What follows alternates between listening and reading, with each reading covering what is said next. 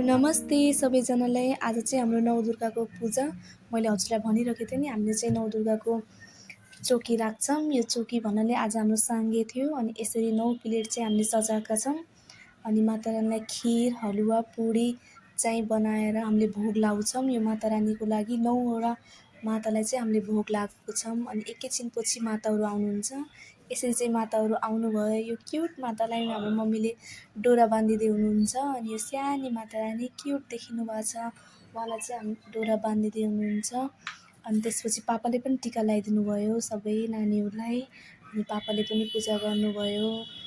सबै नानीलाई टिका लगाइदिएँ अनि उहाँको जल खायौँ। एकैछिनपछि भाउजू र मैले पनि टिका लगाइदिन्छौँ सबैलाई। अनि टिका लगाइदिएँ अनि एकैछिनपछि म र भाउजू पनि आयौँ। अनि मैले र भाउजूले पनि जल खायौँ कन्याहरूको। अनि त्यसपछि माता रानीहरूलाई भोग लगाइदिएँ।